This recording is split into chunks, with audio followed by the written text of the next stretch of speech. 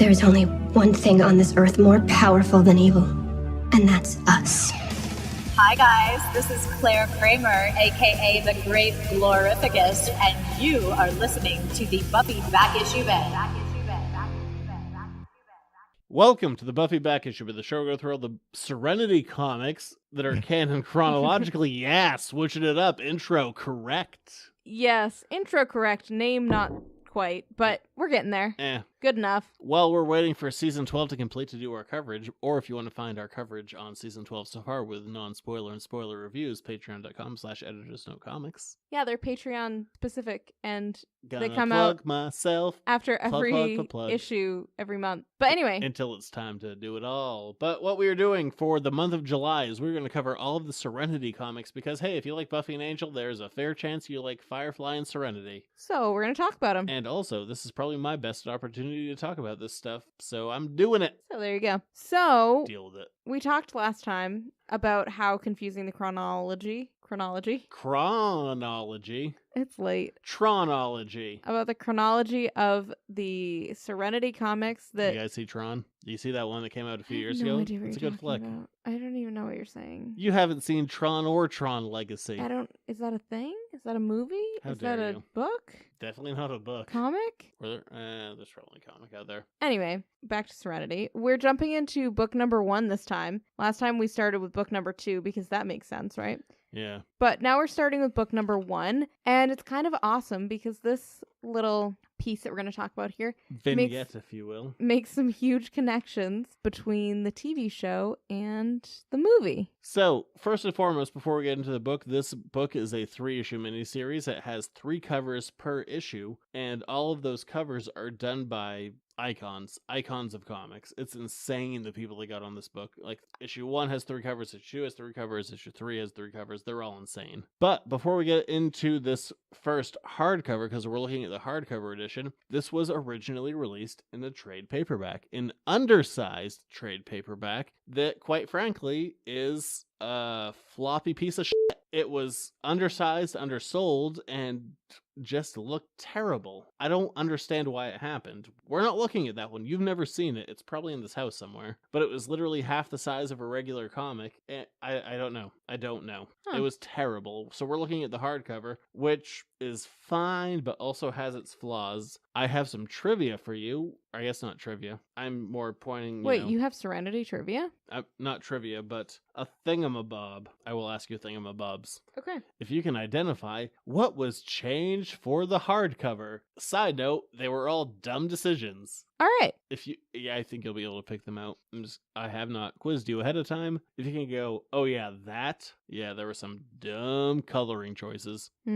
So, moving into the story itself. Shepherd Book himself is shepherding a congregation. He's like, hey, pay attention to me. There's no crime happening. Right. So he is trying to distract the townspeople from the crime that our favorite petty thieves are committing. Oh, side note, written by Joss Whedon or by Will Conrad, like the last one we did, but better. Yes. So, after seeing Shepherd Book's sermon, we cut to Mal, Zoe, and Jane in a bank vault. Can you identify the color switches that happened between the original issue and this graphic novel? Is there anything that looks out of place?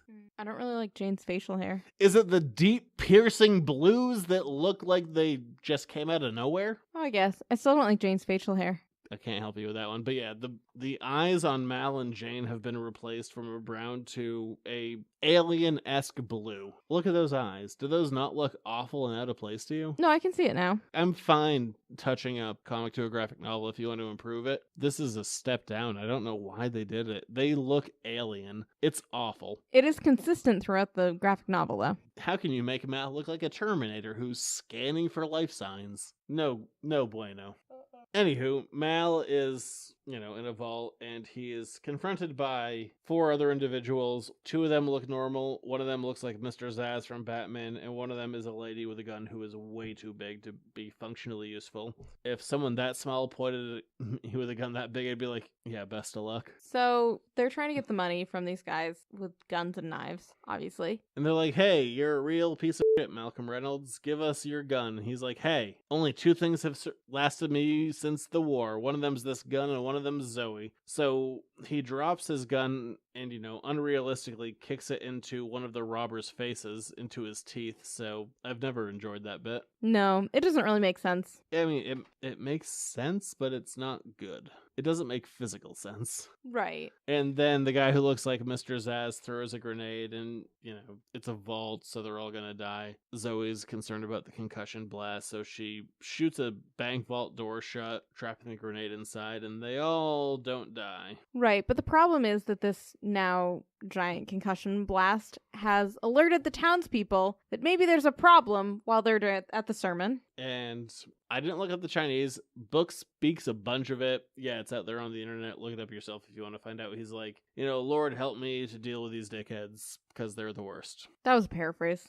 I kind of doubt that's what it really says, but what do I know? Mal, Zoe, and Jane lose all of the money, and then they have to swim through, can you do a Morgan Freeman voice? No, neither can you, though. You're going to try it, and it's going to come out like that little girl. Andy Dufresne swam through a river of shit to come out a free man. And that's what they do. They swim through a river of shit and come out a free man. Stop. Was that and your Morgan? Zoe. Was that your Morgan Freeman? So they swim through the sewer only to have their piercing blue eyes, new to the graphic novel, be accusatory, only for Book to ride up on the world's biggest four-wheeler. It's giant. It's actually like a six-wheeler. Is it? It has like middle wheels. Oh yeah, what are those It's a six-wheeler. I think those The are middle spare wheels go the wheels. other way. I think they're just spares. They don't touch the ground, so I don't know what they actually do, but this thing is giant. But Mal questions Book. He's like, hey, what are you doing helping this thief? Is that against the Bible? And Book gives him a stare. Foreshadowing. And then they call to Wash.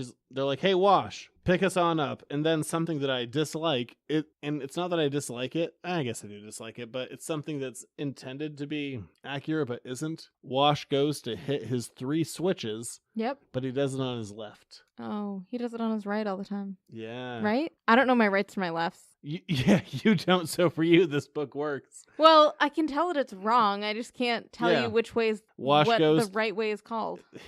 I'm going to do something 3 switches. He does it on his left in this book compared to his right, which is where he does it, anywhere else. But at least he's still wearing his Hawaiian shirt. He always does. And then because this took place in 2005, Kaylee is taking a video or photo of Simon with a super bulky camera. It's kind of cute, though. I kind of like it. Isn't it funny how much this is already dated technology-wise? It's always so weird when you try to do future technology and it just looks so silly. And Simon's like, I have so many abs. Why would you want to take a photo of me? He doesn't actually say that, but he does have a lot of abs. And that's why she wants to take a photo of him. So as the townspeople chase down everyone inside of their giant four-wheeler, Serenity, gets overhead. Kaylee drops down, drops a bunch of water from, the Acme water tower. I'm just expecting the Animaniacs to pop out. It is kind of weird. It is very Animaniacs-esque. Animaniacs lose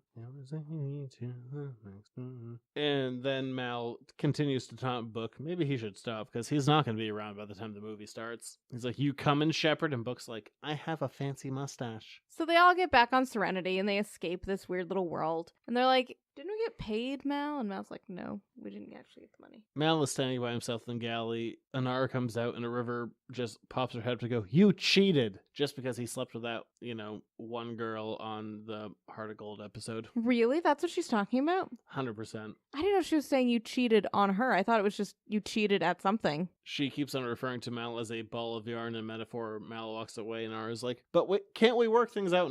And I'm sorry, I'm saying wrong names. And River goes, let the ball of yarn go. Mal is a ball of yarn. Complicated. Sorry, I really screwed up that whole Delivery? Yeah.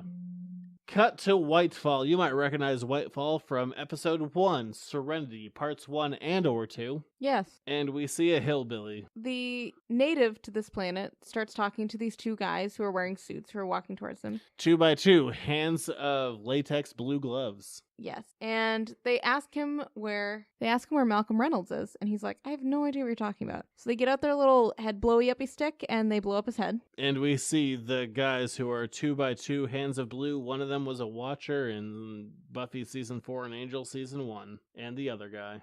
And the other guy. And the crumpled heap of the guy that used to be living on that planet. Yeah, he's real dead. So, end of issue 1. Issue 2 continues right where we left off. And someone fires a shot at 2x2 Hands of Blue. And who is it? But Dobson, the guy who Mal shot in the face on episode 1, And Serenity parts 1 and or 2. threw him out of Serenity. Yeah, him and Jane, they're just like, body out! And somehow this gentleman has survived and replaced his eye with a robot eye. So now he's like a fancy cyborg man. Welcome to the Serenity comics, where people who should definitely be dead aren't. This is not the first time I guess this is the first time. This will not be the last time we deal with that issue. Yes. So Dobson has his sight, I'm assuming it's his robot eye, trained on 2x2 Hands of Blue. one of the guys. And they're like, you don't actually want to do that. And he's like, why not? We're gonna beat up Malcolm Reynolds. He's like, fair. He's like, okay, as long as I can kill Malcolm Reynolds, we can look for him together. So they go to Persephone, and when I say they, I mean the crew of Serenity. They go to Persephone, lower the door, and Jane punches a guy who's waiting for them, so bad manners on Jane. Okay, though. I feel like you would have a similar reaction. I have quite an issue with these next couple of pages. Like, someone is just standing at the bottom of the ramp. Jane punches him out. There's a few people who are like, hey, we're here for you, Serenity. And here's where a mass amount of confusion comes in for me. They hit a button, and by they I mean Zoe. Zoe hits a button which lets a bunch of pressure off, which results in steam. We've seen the steam in the show. That it's a minor bit of steam, but the steam in this book is so intense that it blinds them, and Zoe and Jane and Mal shoot everyone to death. It feels wrong. People just show up outside of Serenity and they kill them in public for no reason. Wow, I totally didn't get that they were shooting at them. I thought... Look, I mean, yeah, you're totally right. I just thought that they were kind of knocked out by whatever that gas was. I didn't realize it was the steam from Serenity, but it also didn't make sense to me why we if had there the was some same sort of issue laughing with the gas. one that we talked about last time, which technically comes later, of like the whole like light reflecting, and then they throw them inside of a fountain and they electrocute and die. Like, this is a very similar kind of scene where steam shows up, they kill them all, and they're like, all right, let's talk.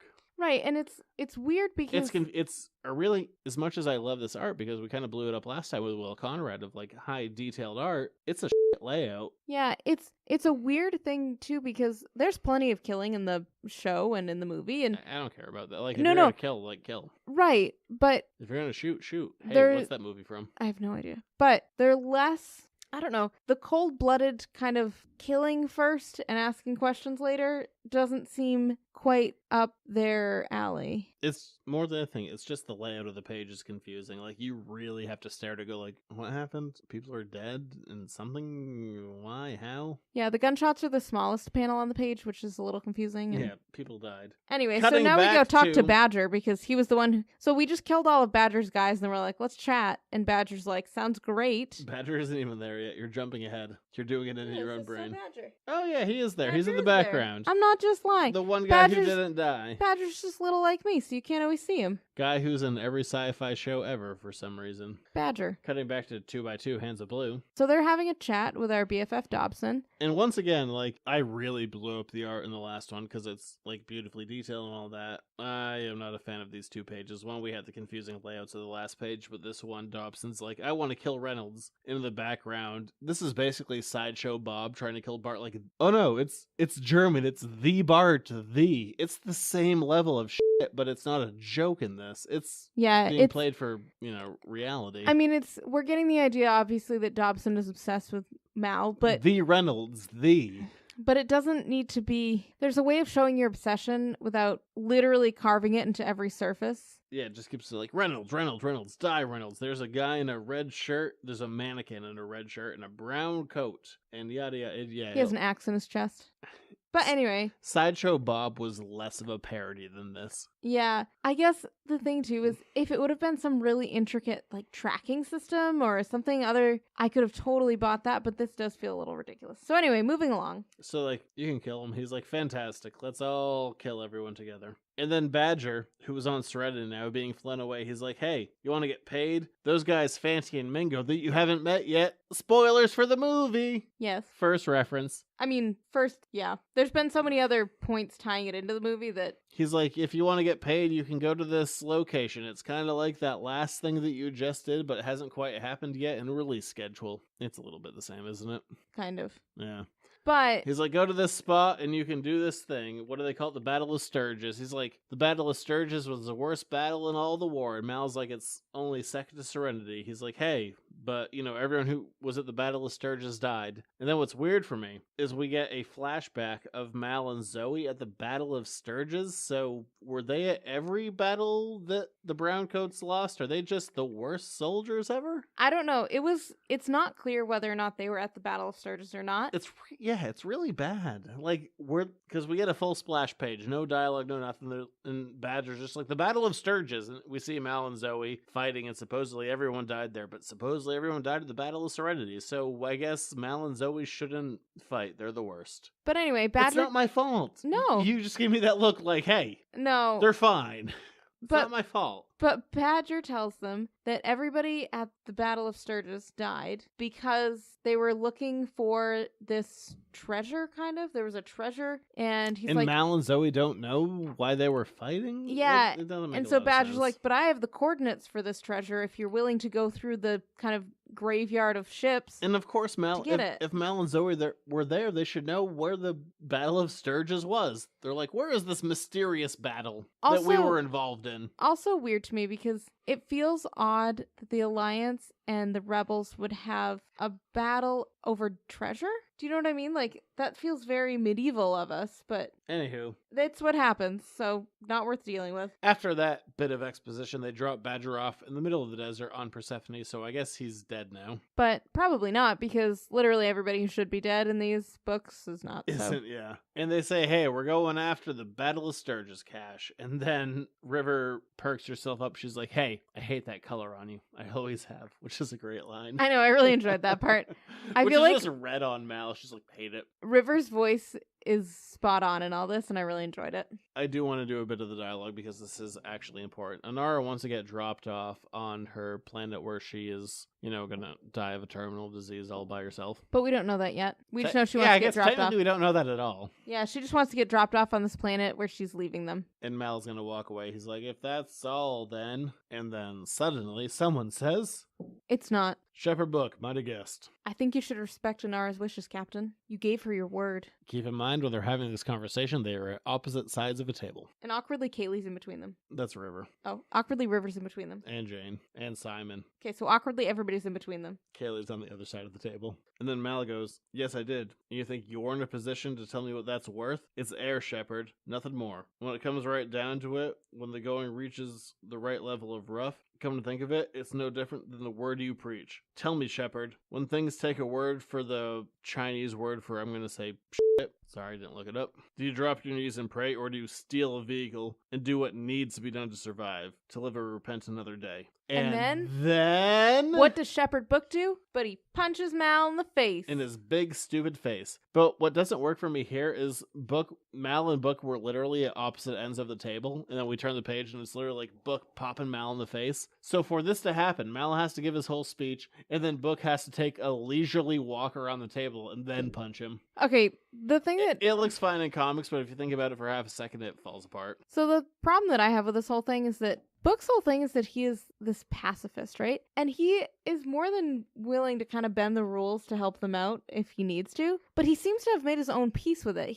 The whole premise of this is that Shepherd Book has not made his peace with helping these guys out, but yet he's helped them out all along throughout the TV show with no problems. So, I don't know. That one didn't sit quite as comfortably with me. I totally understand that we want to explain why he's no longer on the ship. I buy it more than you do. Yeah, you do. And it's not terribly out of character. It's just not, I don't know. We'll get there. So they all have a falling out, and as you may or may not know at this point in time, spoilers in 3, 2, 1, Wash gets a tree trunk to the chest, so he's dead. And for as much as Wash doesn't get his goodbye speech in Serenity, he gets his goodbye speech right here. Mal is going to knock on Anara's shuttle to talk to her, who is very upset about her leaving, and she wants Mal to be like, hey, don't you leave. I'm gonna, be a good old guy. I guess because I've been Mal in these last 2 episodes, I'll continue to be Mal. That sounds good. I'd be silly if I were Mal. So I'm going to be Mal. I am going to knock, knock, knock on our shuttle, and you can be a Wash. Mal? I stop my knocking suddenly, and then I say to Wash, you had your chance to whine, Wash. I could have took a lot of jobs, Mal. Could be piloting a cruiser. Full benefits, vacations, plus not so often with the death-defying.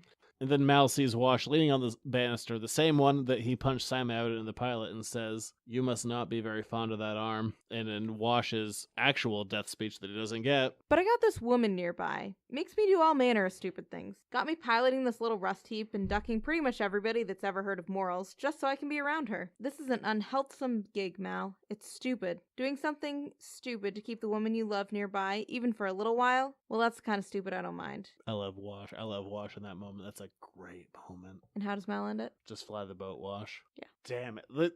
I gave the last book a lot of flack for not having a purpose. This book has all the purpose. You guys can't see, but he's glassy-eyed right now. I'm not...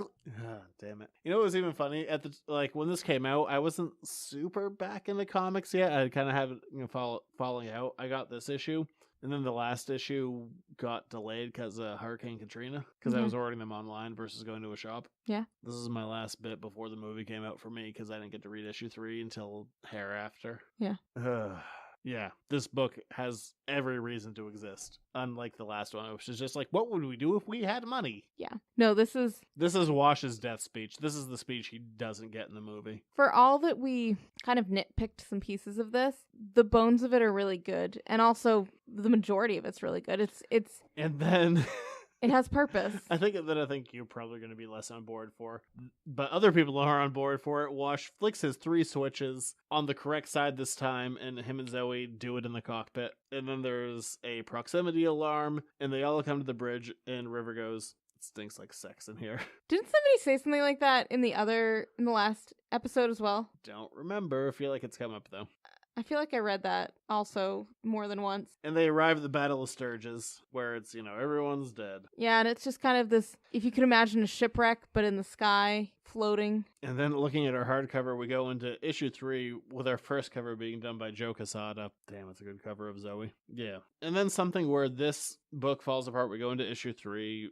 Zoe, Jane, and Mal go to get their money from the Battle of Sturges, and we see all of them in the same space uniform. For budgetary reasons, they didn't have that in the show. Mal and Zoe would always wear the same one. Jane would have a separate yellow one. We also saw that in the movie, which I was very happy that they could do that trend on. It also makes sense that they're kind of cobbling together whatever they can find. Art-wise in this, they all have the same spacesuit, so it doesn't work. No, again, that also kind of makes sense, but... I mean, yeah, it makes sense, but it's, not good. We find out that River has done a bunch of, I don't know... It's like tranquilizer? Yeah. She's tried to numb herself from what she thinks is coming. We see Inara in her shuttle stroking a photo of Mal in a frame, because photos and frames are still a thing of the future for some reason. I like that. That's charming. And River freaks out. She's like, there's something on her belly. Serenity's belly. And it turns out the thing on Serenity's belly is the 2x2 hands of blue. Which River could sense coming. I refuse to stop saying that. Or River could see them coming because she's a little bit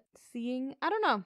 Yeah, whatever. Anyway, River. It doesn't really matter. So... Everyone who is not on the ship, Mal, Zoe, Jane, goes over to the battle. They want to find the gold, but they find Dobson instead. And they're like, damn it, he's still alive. Yeah, they're like, we thought that we killed you. Shot you in the face. Kaylee and Simon are working on Serenity's belly based on River's warning. 2x2 hands of blue come up. Turns out it's not just their hands, but also their abs are blue. Yeah, they have a full blue suit underneath their regular suit. And for me, I think I get that you're trying to wrap up the story and you just need to deal with these guys who have been a part of the show. But the reality is they were just wearing blue latex gloves. Right. I never felt that, how deep does the latex go? Does it turn into a deeper latex? They were just latex gloves. And then Kaylee rips away part of the suit, and we see that 2x2 hands of blue is a full blue suit. But the thing is that I actually kind of liked that they were just latex gloves, that it was like this thing that's not that scary to a normal person, but to somebody with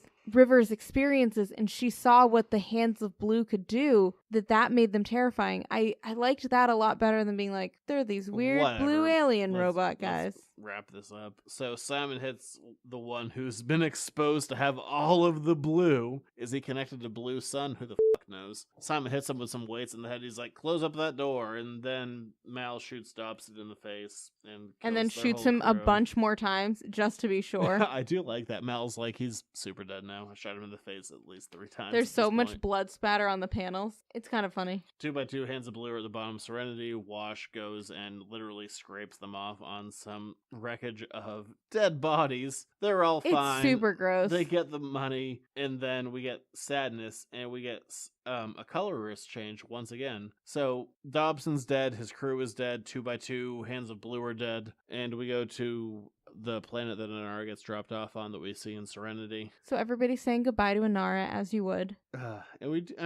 One thing that I dislike about the movie Serenity, that we get at least a touch of here, but not much. I hate that we don't see the Kaylee-Inara relationship much in Serenity. We get it in the video that Mal watches of Inara, like, saying goodbye, and Kaylee, she's like, Kaylee, why don't you put down that capture? She's like, we have to have records of this, Inara. Like, there was a companion here, like, honest and true. And then River sniffs the sex bed, and she's like, that man doesn't know what he wants, and Mal puts it down, but we don't actually see them interact. All we see is Inara, when Jane and Mal are arguing next to the infirmary, is Inara puts her hand on Kaylee's shoulder. Mm-hmm. So, which we saw even in this book. I know we get like the wash thing, but I wish we saw more of Inara and Kaylee in this. Sorry, that was a tangent. It was more fascinating to me how you can just quote things directly, and I have no doubt that they're right. But anyway, so everybody's saying goodbye. Yeah, they're all hugging, and Inara is leaving, and she says to Mal, "You can be the lady." Why did I go Jerry Lewis on that? I've said goodbye to all the others, but I must admit I've not found the words that do our arrangement proper justice. Would you spare a lady the effort? And then we have an issue once again with coloring. So aside from Mal's piercing blue eyes, there is a shirt color change. In the graphic novel that most people would be reading from, Mal is wearing a blue shirt that is not the original color that he was wearing. When you switch over to the next page, then it goes to the blue shirt. Okay. And Mal says, "I'll miss you, Inara. I keep coming with all manner of things to say, but that's what they all mean when it comes right down to it. I don't want you to." And then Book comes in. He's like, "Hey, I see that you're wearing a different shirt and this is a different day." "Oh, no, you're not, because it's a graphic novel and we switched the coloring up for some reason." That actually makes me feel a lot better because I read through that. And, I mean, obviously it's the bait and switch. Like, it's what you want them to say to each other, but they're never going to, blah, blah, blah. Well, the problem, like, when I first read it, before I knew it was the switch, I noticed. I noticed the shirt collar change. Like, I noticed that he was wearing a different shirt. That was the switch. Right, so that makes sense. It works so much better when you internally read it as the switch before you get the reveal. Right. That's how I read it the first time. What was that, 13 years ago? Because I had to go back and look at it a couple times. I mean, it was too good to be true, but nothing was telling me why or how. I hate the recoloring of this book. It's so bad. And then Mal is like, "I'm not saying anything to anyone. I definitely don't regret not saying anything to Inara." And Book's like, "I'm leaving because I punched you in the face and I kind of hate you." Yeah, and Book's like, "I'm afraid that I'm turning too much into you and your crew, and I don't want that, so I'm going to remove myself from the situation." It turns out you're actually a bad guy. See, and here's the confusing part to me, is that Book's whole thing was that, like, everybody has some good in them, especially Mal. Like, he wouldn't be on Mal's ship if he thought he was a bad guy. He's not going to a special kind of hell, the one that's reserved for child molesters and people who talk at the movies. Right. So references. So, anyway, back to what I was saying.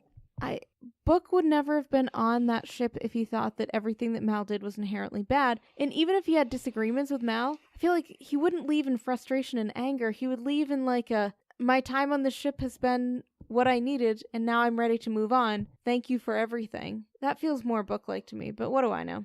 I buy it, and I like that there's a reason that Book is gone when we get to Serenity. Compared to the last one that we did, which was chronologically first, although release-wise second, this one earns its place. This one is 100% what you should read. Yeah. And then we have a little mini. There is a mini. And continuing with our confusing coverage of Serenity Comics, we're going back to Volume 2 of the hardcovers. And we're flipping all the way to the back. Not all the way to the back, because that one's still going to be saved for another time. But we're flipping most of the way to the back to another single story. I I think this was released on MySpace. Oh, wait. No, we already did that one. I was going to say. And you said it was the USA Today online thing. Where'd it go? The Other Half. Found it. It was hard to find in volume 2 of the hardcovers. Story by Jen Kruger. Art by Will Conrad. Confusing. So to start off this whole expedition, go to your hardcover volume 2. So following up Those Left Behind, we are going into The Other Half. Perfect. So chronologically, this is our first appearance of Reavers. So this story is, real spoily piece of shit. Yeah. I mean, no one is reading this chronologically. No one's going like, hang on, before you watch Serenity, read The Other Half.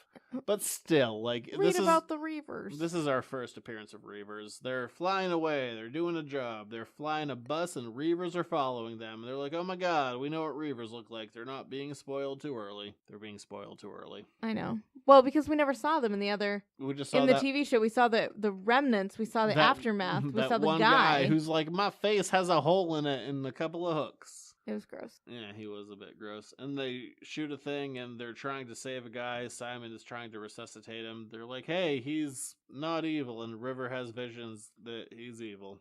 So we're running away from the Reavers, and... there's a major issue with this. This story is so wrong.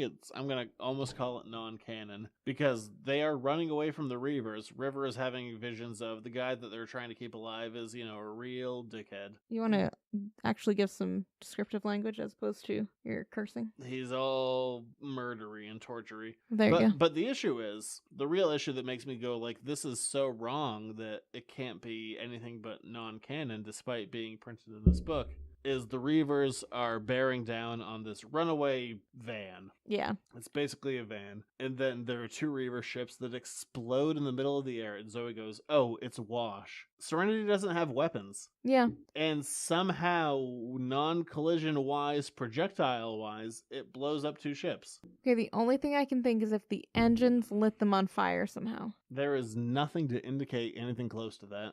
I know, but that's where I'm going with. It's wrong. It's wrong and bad. So anyway, the Reaver ships blow up somehow. Zoe says it's Serenity, but there's no way it's Serenity. So the Reaver ships still blow up somehow. And the guy that they're transporting dies because River kills him. Basically. And she's like, oh man, I'm so sad that nothing bad happened. And they're like, shucks, wish we got paid more. Yeah, it doesn't really make any sense. It shows us Reavers and that's about it. As a single story, this is the worst one. This is the worst one. But on the upside, it's only really a couple short. Of pages. And, Serenity can apparently shoot people down, and they're gonna pick up people that kill you. But you should definitely read the 3 issues that we read at the beginning of this episode, because those are awesome. Not the trade paperback, because it's dumb and undersized. If anything, just read it in the original floppies, because the hardcover sucks. Every time you say that, I imagine people reading it on floppy disks. Like, I imagine that people have it, downloaded on a floppy disk. Everything sucks except for the original floppies, so read those ones. So there you go. Yeah, there's about that. We'll be back in a week to talk about the origin of Shepherd Book and the fate of Wash. Yeah, where can you find us? And also, what about our Patreon? What special things are we doing? EditorsNoteComics.com, Facebook, Instagram, Twitter. If you want to find our Buffy Season 12 reviews as they come up before we do our regular show coverage, you can get that now. Patreon. Yeah. Yeah, so we do 10 minutes on each issue as it comes out, so the next one will come out sometime after this one. But yeah, so Patreon for that. Facebook, Instagram, Twitter, EditorsNoteComics.com. Say hi to us. Yeah, we're back in a week. Bye.